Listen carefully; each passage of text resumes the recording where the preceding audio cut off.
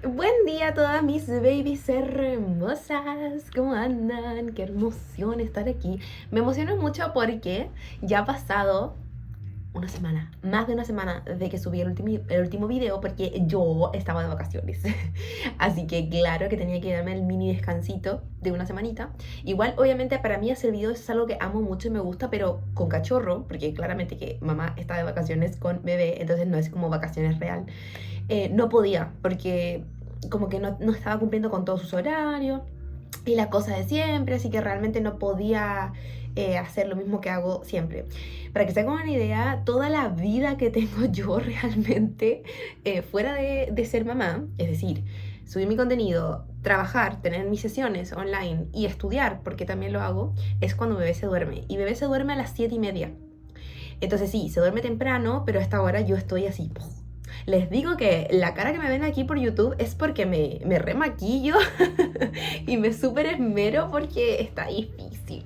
Está difícil poder ser mamá a tiempo completo, solitaria, autónoma, dándole con todo y además tener un propósito, porque tengo un propósito bien marcado y no por eso lo voy a dejar. Entonces sí, me canso un poquito, pero hay que darle porque es algo que realmente amo.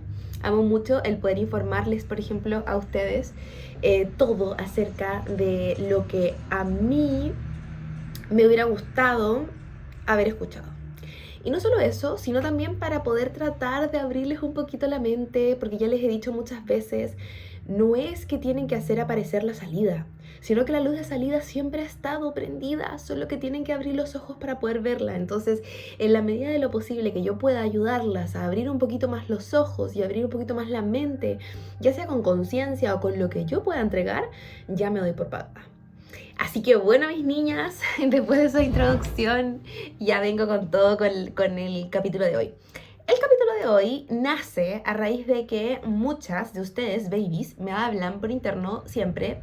Y esta semana fue la última de unas babies, que de hecho ella yo la reconozco porque es una seguidora de hace mucho tiempo, que me súper impactó lo que me escribió y de hecho me dijo, mira, ya me separé de esta persona que justo es el padre de su hijo, de sus hijos, pero me siento culpable. O sea, realmente no sé si es que fue la mejor decisión o no, no sé si volver con esta persona o no, no sé si estoy tomando la decisión correcta o no.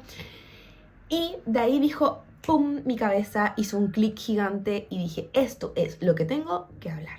Y es acerca de la culpa que nace cuando estás en una relación con una persona con conductas narcisistas. Uy, qué importante, porque es una de las cosas por las cuales más nos manipulan este tipo de personas.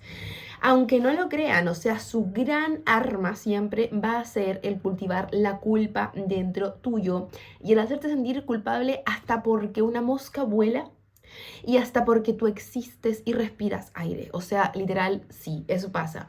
Entonces, ¿qué pasa de que con esta culpa tan grande que nos da y que nuestro cerebro se apodera de nuestro cerebro, después pasa de que cuando te separas te sientes culpable hasta de separarte? O sea, es que siento que es un tema maravilloso que yo no sé por qué no se me había ocurrido antes hablar, así que muchas gracias a esa baby que me habló por interno y muchas gracias a todas las que siempre me hablan y me cuentan sus historias, porque en la medida de lo posible, porque igual son muchas, estoy aquí para poder escucharlas y para poder siempre ayudarlas en lo que pueda, mis niñas. Entonces, la culpa. Quiero partir diciendo de que la culpa no es negativa, ¿ok? Es una emoción y como todas las emociones siempre nos vienen a entregar algo. Bien es cierto, sí, que la culpa no tiene como otro, o sea, y que no quiero utilizar las palabras correctas. La culpa no es como que tiene otro sentido. Por ejemplo, hay gente que te dice, no, tú no tienes que sentir rabia. Y la rabia es una emoción maravillosa, porque gracias a la rabia nosotros nos podemos proteger y también nos podemos defender. Así que ya sabemos que la rabia es una emoción de acción. Te permite accionar, defenderte, protegerte, ponerte un escudo, ¿cierto? O decir no, poner tus límites. La tristeza, por ejemplo, es una emoción de inactividad, hace completamente lo contrario, no acciona. Entonces la tristeza te permite mantenerte en calma y en tranquilidad para poder procesar la situación que te está doliendo, ¿ok? Por eso es una emoción que te inactiva, lo cual tampoco está mal, también está bien y es necesario, porque si no sacamos la tristeza, entonces esa nos come por dentro. Ahora, ¿qué pasa? Que la culpa en sí es una emoción y como todas es válida, pero esta sí no tiene como mucho sentido no sirve para nada. Ah, no, mentira. No, pero no tiene como mucho sentido de que no quiero utilizar las palabras correctas. Pero bueno, al raíz es eso, que es como que sí, es importante gestionarla y saber gestionarla. Pero no nos viene como a entregar otra cosa más, ya sea acción o inacción. No es por ahí la culpa. Entonces, en ese sentido, es una emoción bastante incómoda, ¿ok? Que nos pueda estar sucediendo. Ahora, ¿qué sucede? Que la culpa está presente en todas nosotras cuando somos mamás, y lo cual es muy común y hay que aprender a gestionarla. Yo casi la mayoría de mis sesiones que tengo para con mamás es acerca de la culpa, el sentirnos culpables en la maternidad, hasta que por respirar y no estar cerca de nuestros bebés o hacer pipí y enojarnos porque el bebé quiere estar ahí metido en el baño con nosotras. Entonces, la culpa es algo que ocurre muchísimo en la maternidad, ¿ya? Y eso es normal, pero hay que aprender a gestionarla también, porque si no la gestionamos, nos inactivamos. ¿Qué quiere decir eso? Que, por ejemplo, la culpa, sentir culpa y permanecer en la culpa, culpándote y luego, gracias a eso, en el victimismo, que ya hablamos acerca del victimismo en otros capítulos anteriores, no nos permite responsabilizarnos. Una persona que se queda en la culpa, se queda en el victimismo de me siento culpable por esto, por esto, por esto, y aquí me quedo. Pero una persona que decide desconocer su culpa y decir, ok, me siento culpable por esto, pero no me voy a quedar en la culpa y voy a actuar para no volver a actuar de la misma manera, para no volver a cometer los mismos errores, es una persona que se responsabiliza. Entonces, cuando sabemos gestionar la culpa de buena manera, nos responsabilizamos ante las cosas que podemos manejar y las cosas que podemos controlar, y así hacemos un cambio en nuestra vida. ¿Ok? Por eso es tan importante gestionar la culpa, porque como les digo, es aquella que nos ayuda a responsabilizarnos en la medida de que la gestionemos de manera correcta. ¿Ok? O bien, simplemente nos permite mantenernos en el victimismo y así vivir toda una vida con culpa y sin responsabilidad, que claramente que no es lo que queremos. Ahora, ¿qué pasa con el tema inicial de nuestro capítulo del día de hoy? La culpa y las relaciones narcisistas. Uy, ya sabemos que las personas con conductas narcisistas, o ya las personas diagnosticadas narcisistas, son personas que manejan el arte de la manipulación de una manera maravillosa. O sea, realmente que en ese sentido sí son muy inteligentes. Mucha gente dice que los narcisistas son inteligentes en todos los sentidos de la palabra. Yo digo que no, puesto de que sí son inteligentes, porque claramente que tienen un nivel de psicopatía, por ende eso hace que sean inteligentes, pero no son inteligentes en todos los sentidos de la palabra. O sea, sí son muy impulsivos, son personas que no saben gestionar sus emociones, no tienen inteligencia emocional. Entonces, no son inteligentes en todos los sentidos de la palabra. Pero si hay algo que sí pueden realmente manejar muy bien de una manera bien inteligente, es la manipulación. O sea, es la manipulación, mis niñas. Y una de las principales técnicas que utilizan para la manipulación es la culpa. Es hacer sentir culpable a su víctima de existir, de respirar cerca de esa persona del victimario, o simplemente por las cosas que el victimario hizo. Con esto, lo que hacen es que te van haciendo dependiente. Porque ya hablamos, recuerden, que la culpa te permanece en el victimismo. Y si tú sigues permanecido en el victimismo, permaneces junto a tu victimario, porque no te puedes responsabilizar para salir.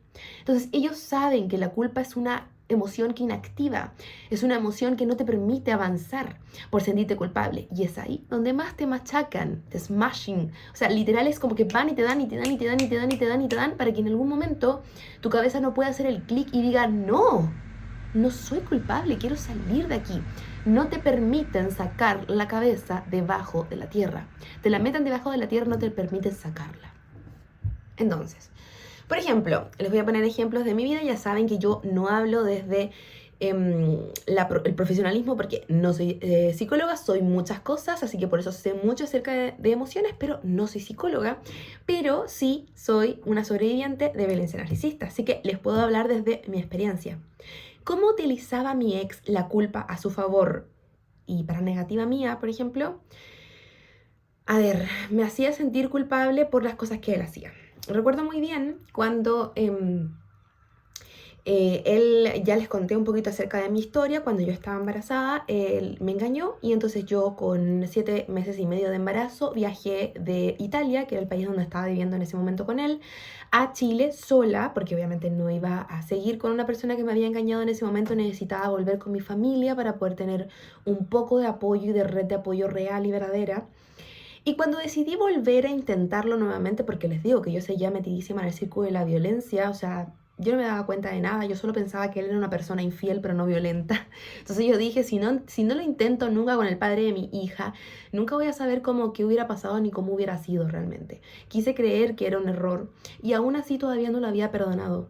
Y cuando yo viajé de nuevo a Chile, o sea, a Dinamarca, a reencontrarme con él, después de mucho insistir de su parte, de que lo intentáramos y de que estuviéramos juntos porque éramos una familia, recuerden que los narcisistas, lo hablamos en otros capítulos, que te dan con las cosas que ellos saben que te pueden enganchar. Y él sabía que para mí uno de los motivantes en mi vida era tener una familia bien constituida porque venía de eso y era algo que yo quería lograr. Entonces era algo que él siempre me compraba con eso.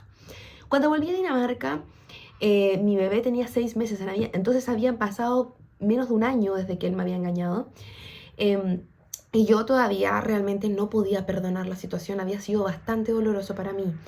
Entonces yo no podía perdonarlo. Y me acuerdo que él al principio como que se trató de mostrar un poco comprensivo dentro de su bombardeo de amor, pero luego cuando venían los descartes, todo el rato me hacía sentir culpable.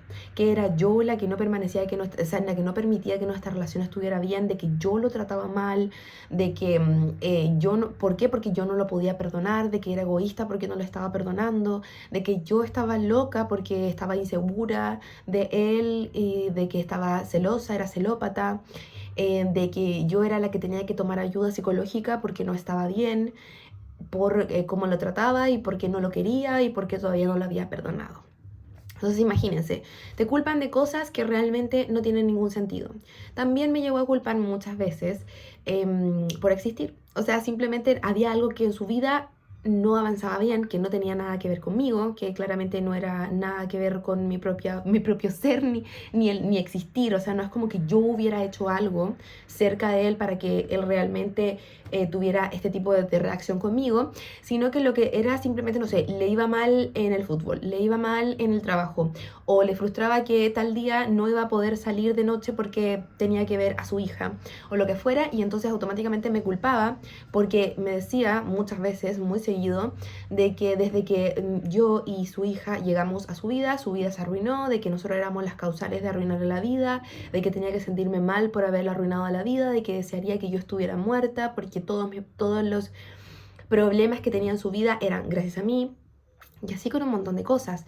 Cuando yo decidí protegerme y alejarme de esta persona, me hizo sentir culpable porque según él yo lo estaba alejando de su hija, cuando él no tenía comunicación con ella y yo lo tenía que obligar para que la tuviera. Entonces, mis niñas, no sé si están entendiendo, no quiero seguir hablando más de lo que es mi caso en particular, porque me hace mal a mí, pero también obviamente no es algo que alimente muchísimo el capítulo del día de hoy, pero quiero que comprendan por dónde va el asunto. Estas personas te hacen sentir culpable no solo por las cosas que no tienen nada que ver contigo, que literalmente pasaron extrañas o randommente en su vida y te culpan a ti, nada que ver, sino que también por las cosas que ellos hacen. Siempre que llegue tu pareja, de la cual tú ya tienes muchas dudas de que puede ser un narcisista, y hace algo que a ti te duele, y antes de ponerse dentro de tus zapatos, de ser empático, de tener una comunicación real y efectiva, de tener una responsabilidad afectiva al respecto, llegue y tan solo te culpa a ti por no entender lo que está pasando o porque te enojaste, que es muy común, tipo, hacen algo que a ti te duele y que es realmente idiota, o sea, son de estas cosas que uno dice como es ilógico que estés haciendo esto porque ni una persona sana lo haría, no tiene ni pies ni cabeza, que era lo que yo siempre decía, no es algo lógico.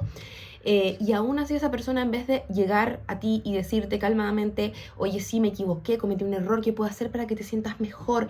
¿Me puedes decir cómo te sientas? Conversemos de esto. No, te culpa. Ya estás llorando otra vez, ya me estás reclamando otra vez, siempre haces lo mismo, siempre todo es tu problema. Dan vuelta a la situación para que realmente ellos ya no tengan que pedirte perdón. Y después lo hacen de tal manera tan experta que eres tú la que termina pidiendo perdón. Y no solo eso, sino que en la relación eres tú la que termina agradeciendo por estar con esa persona. Porque le crees todo lo que te está diciendo. A mí, cuando ya me habían descartado, yo seguía pidiéndole que estuviéramos juntos porque él me hacía sentir de que todo había sido mi culpa.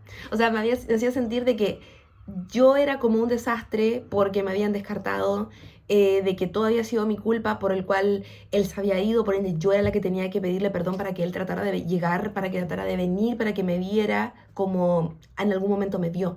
¿Por qué pasa eso? ¿Por qué pasa de que tú terminas pidiendo perdón, tú terminas en terapia y no a esta persona, o si esta persona va a terapia, la deja 1000 veces, eso ya, este es para otro capítulo. Pero ¿por qué pasa que tú terminas creyendo que es tu culpa real? O sea, que tú terminas tratando de hacer cosas para que él se demuestre como otra persona. ¿Por qué? Esto es por el refuerzo intermitente. ¿Por qué? Porque estas personas te mostraron dos caras del asunto. Entonces ellos mostraron una cara de una persona buena, responsable afectivamente, la que tiene, como ya les dijo en otro capítulo, todas las características que a ti, ellos saben que a ti te gustan. Si a ti te gustan, no sé, los hombres rockeros, sociables, aventureros, esta persona va a moldearse a ese aspecto. A mí me gustaban los hombres de familia, buenos, tranquilos, buenos padres, todo se moldeaba en ese aspecto. Pero de repente aparecía su parte real y me la tiraba así, pum, un descarte. Y esa parte real era la que hacía 1.000.000 de cosas violentas, terribles. Pero muy rápido volvía la otra parte, que era el otro hombre, que era el hombre responsable, buena pareja, buen padre, que era familiar y que tenía ideas de futuro, ideales para la vida, y etc.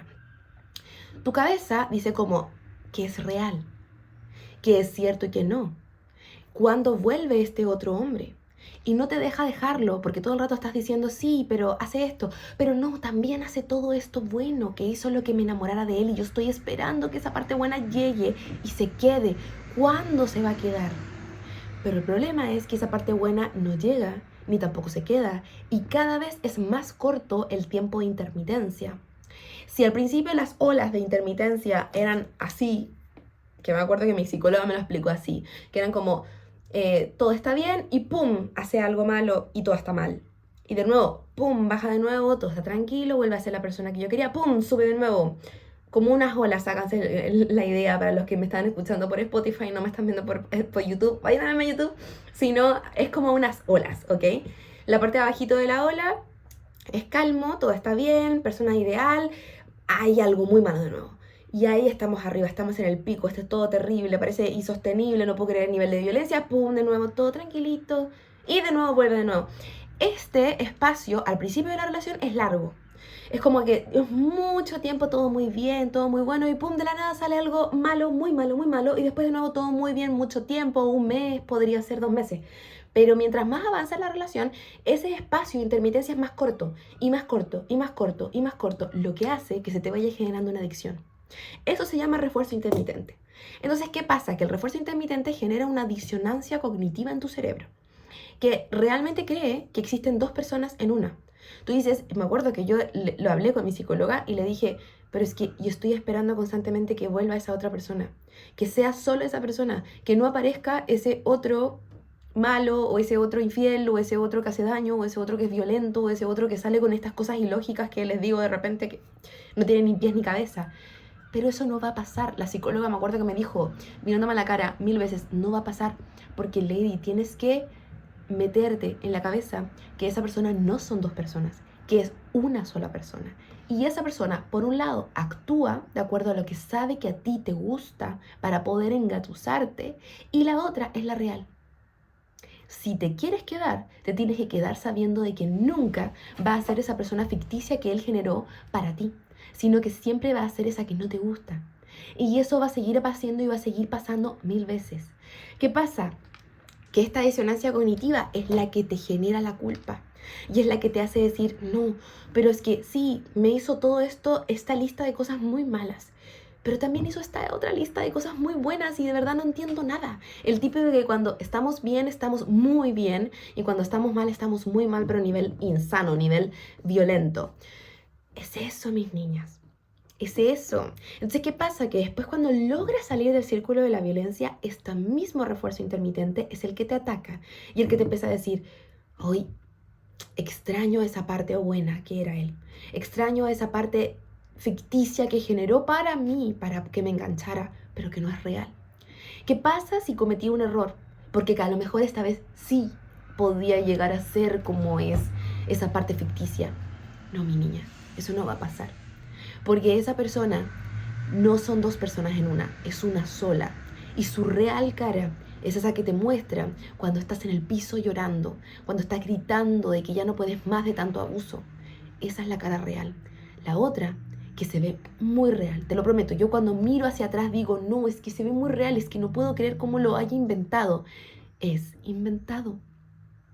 Porque es tan inteligente que supo exactamente lo que a ti te gustaba y lo moldeó como si fuera un robot que te pone una careta.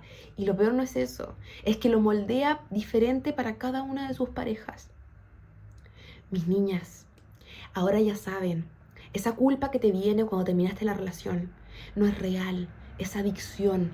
Es porque crees que realmente va a volver a ser esa persona que tanto te prometió que sería. Porque realmente te hizo tanto gaslighting, que realmente creíste que todo lo que él decía era verdad.